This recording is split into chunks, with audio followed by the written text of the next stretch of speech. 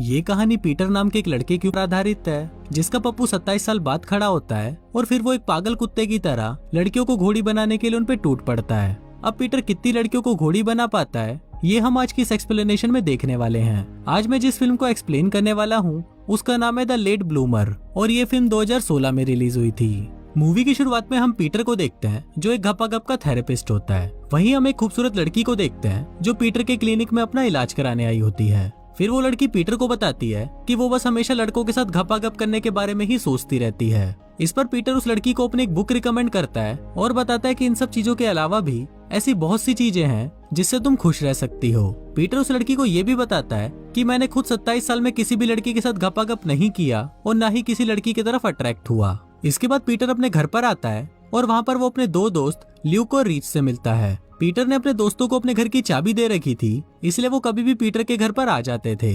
फिर पीटर अपने दोस्तों को बताता है कि वो अपनी पड़ोसी मिशेल के घर पर जा रहा है क्योंकि उसके घर पर आज रात पार्टी है और उसने पीटर को इनवाइट किया है। इसके बाद पीटर मिशेल के घर पर जाता है और वो वहाँ पर मिशेल के बॉयफ्रेंड चार्ली से मिलता है। चार्ली अपने काम में इतना ज्यादा बिजी रहता है कि वो मिशेल को कभी भी टाइम नहीं दे पाता। फिर पीटर मिशेल के पास जाता है जो किचन में खाना बना रही होती है। मिशेल पीटर को अपना खाना टेस्ट करवाती है और खाना खाकर पीटर मिशेल को बोलता है कि तुम बहुत अच्छा खाना बनाती हो और तुम्हें अपना रेस्टोरेंट खोलना चाहिए, जिस पर मिशेल भी पीटर की इस बात से एग्री करती है। फिर अगले दिन पीटर अपने पेरेंट्स के घर पर जाता है जहाँ पर पीटर के डैड हर वक्त पीटर को लेकर परेशान रहते हैं। पीटर के डैड बताते हैं कि उन्हें ये पता ही नहीं है कि पीटर क्या है, ना तो उसे लड़कियां पसंद है और ना ही उसे लड़के पसंद है और उसने आज तक किसी के साथ भी घपाघप नहीं किया। इसके बाद पीटर अपने ऑफिस आता है और वहाँ पर पीटर की बॉस उसे बताती है कि उसकी लिखी हुई बुक बेस्ट सेलर हो चुकी है और उसे एक बड़े रेडियो स्टेशन पर इंटरव्यू के लिए भी बुलाया गया है। अब पीटर ये बात सुनकर बहुत खुश हो जाता है और वो ये बात सीधा घर जाकर मिशेल को बताना चाहता है।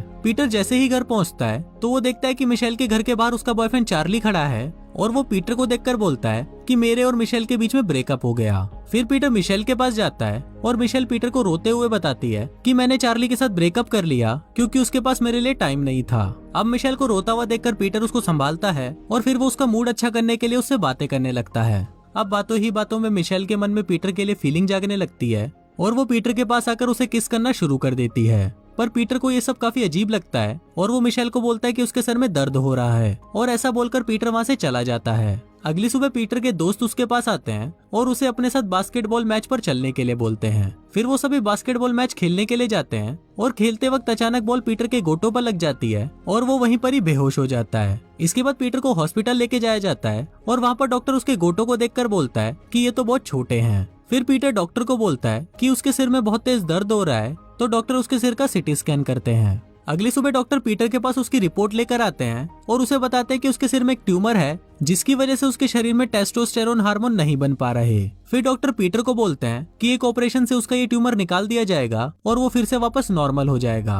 अब ये बात सुनकर पीटर बहुत खुश हो जाता है और वो ऑपरेशन के लिए तैयार हो जाता है। ऑपरेशन सक्सेसफुल होने के बाद पीटर अपने घर पर आता है जहाँ पर उसकी मॉम उसका ख्याल रखती है। इसके कुछ दिनों बाद पीटर एक एडल्ट मैगजीन देखकर अपना छोटा चेतन खड़ा करने की कोशिश करता है पर उसका छोटा चेतन खड़ा हो ही नहीं पाता। फिर जब ये बात पीटर के दोस्तों को पता चलती है तो वो पीटर के घर एक स्ट्रिपर को लेकर आते हैं जिससे वो एक्साइटेड हो जाए और उसका छोटा चेतन खड़ा हो जाए। फिर इसके बाद वो स्ट्रिपर पीटर को एक्साइटेड करने की कोशिश करती है पर पीटर का छोटा चेतन तो जैसे लंगड़ा हो गया था, साला खड़ा ही नहीं होता और उन लोगों का ये प्लान भी फ्लॉप हो जाता है। फिर अगली सुबह जब पीटर उठकर नीचे आता है तो उसके डैड देखते हैं कि पीटर का छोटा चेतन खड़ा हो गया है, पर पीटर को इससे काफी शर्म आ रही होती है और उसके मॉम और डैड खुशी के मारे नाच रहे होते हैं। अब इसके बाद से ही पीटर में काफी कॉन्फिडेंस आ जाता है और वो जैसे ही अपने घर पहुंचता है तो वो वहाँ पर अपने दोस्त ल्यूक को देखता है जो किसी लड़की के साथ वहाँ पर घपाघप कर रहा होता है। फिर पीटर जब उन दोनों को साथ में घपाघप करते हुए देखता है तो उसका छोटा चेतन वापस खड़ा हो जाता है। फिर पीटर अपनी हवस को शांत करने के लिए हिलाना शुरू कर देता है।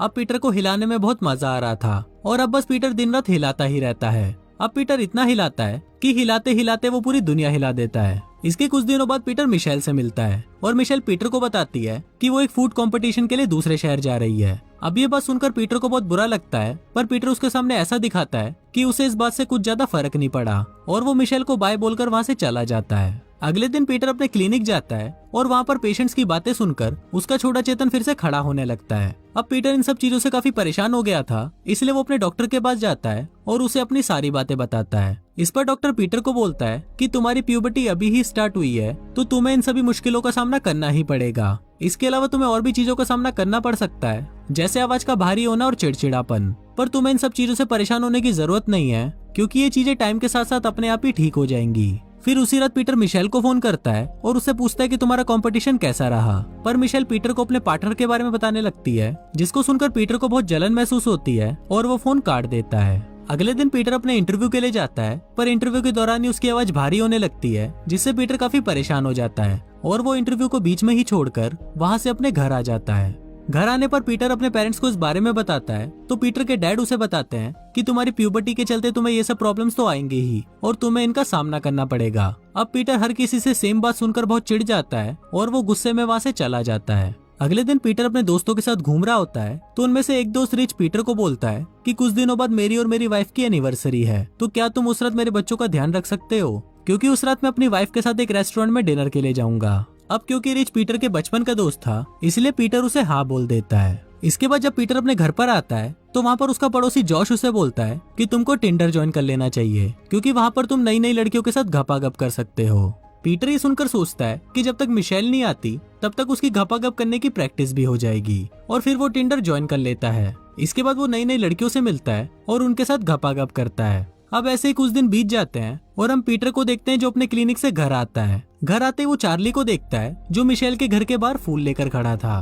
फिर चार्ली पीटर को बताता है कि उसे मिशेल की बहुत याद आ रही थी, इसलिए वो मिशेल से मिलने और उससे माफी मांगने आ गया। पर उस टाइम मिशेल अपने घर पर नहीं होती, तो पीटर चार्ली को बोलता है कि तुम ये फूल मुझे दे दो और मैं ये तुम्हारी तरफ से मिशेल को दे दूंगा।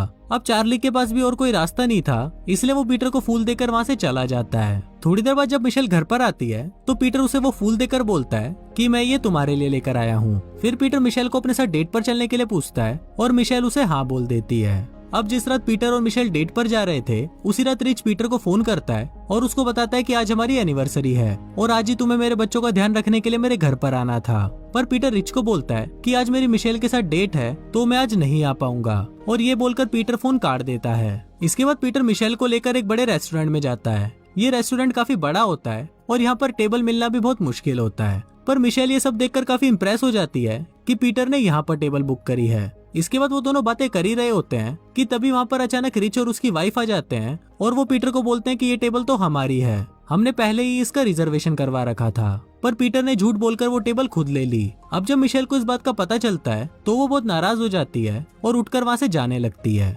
फिर पीटर मिशेल के पास आता है और उसे समझाने की कोशिश करता है, पर मिशेल पीटर को बोलती है कि मुझे पता है कि वो फूल भी तुम नहीं लाए थे, बल्कि वो फूल चार्ली ने भेजे थे, पर फिर भी मैंने तुमको कुछ नहीं कहा क्योंकि मुझे लगा कि तुम एक अच्छे लड़के हो और मैं तुमसे प्यार करने लगी थी। पर अब तुम जैसे हो गए हो, मुझे ये देखकर बिल्कुल भी अच्छा नहीं लग रहा। और ये बोलकर मिशेल वहाँ से चली जाती है। फिर अगले दिन पीटर क्लिनिक जाता है और वहाँ पर वो एक पेशेंट से बात कर रहा होता है, पर वो पेशेंट पीटर को बोलती है कि मुझे तुम्हारे साथ घपाघप करना है। अब पीटर उसकी इच्छा पूरी करने के लिए उसके पास आता है और वो जैसे ही अपनी पैंट उतारने लगता है, तभी उसकी बॉस उसे ऐसा करते हुए देख लेती है और उसे जॉब से निकाल देती है।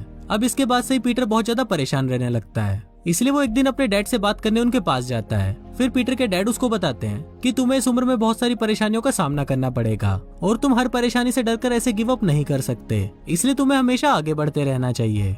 अब अपने डैड की बात सुनकर पीटर में चेंजेस होना शुरू हो जाते हैं और अब इसके कुछ दिनों बाद पीटर एक टॉक शो पर जाता है और वहाँ पर वो सबको बताता है कि उसकी लिखी हुई बुक बिल्कुल बकवास है और तुम लोगों का जब मन करे तब घपाघप कर सकते हो और किसी को भी अपनी हवस को दबाना नहीं चाहिए। अब ये सुनकर सभी लोग बहुत ज्यादा खुश होते हैं और पीटर को बहुत अप्रिशिएट करते हैं। इसके बाद पीटर अपने दोस्त रिच के पास जाता है और उससे माफी मांगता है। अब रिच पीटर के बचपन का दोस्त था, इसलिए वो उससे ज्यादा समय तक नाराज नहीं रह पाता और वो उसे माफ कर देता है। फिर पीटर उनसे पूछता है कि वो मिशेल को कैसे मनाए, क्योंकि वो मिशेल से बहुत ज्यादा प्यार करता है। इस पर उसके दोस्त उसे बोलते हैं कि तुम्हें मिशेल के पास जाकर उसे सब कुछ सच बता देना चाहिए। अब अपने दोस्तों की बात सुनकर पीटर मिशेल से मिलने उसके रेस्टोरेंट में जाता है। आज मिशेल के रेस्टोरेंट की ओपनिंग थी और वो सबके लिए खाना बना रही थी। फिर पीटर मिशेल के पास आता है और उसको बताता है कि उसकी प्यूबर्टी 27 साल बाद फूटी थी, जिस वजह से वो ये सब हरकतें कर रहा था। फिर पीटर मिशेल को बताता है कि वो उसे बहुत प्यार करता है और वो उससे शादी करना चाहता है। अब पीटर की ये बातें सुनकर मिशेल उसे माफ कर देती है और वो उसे शादी के लिए भी हाँ कर देती है और कुछ इसी तरह से ये फिल्म यहीं खत्म हो जाती है।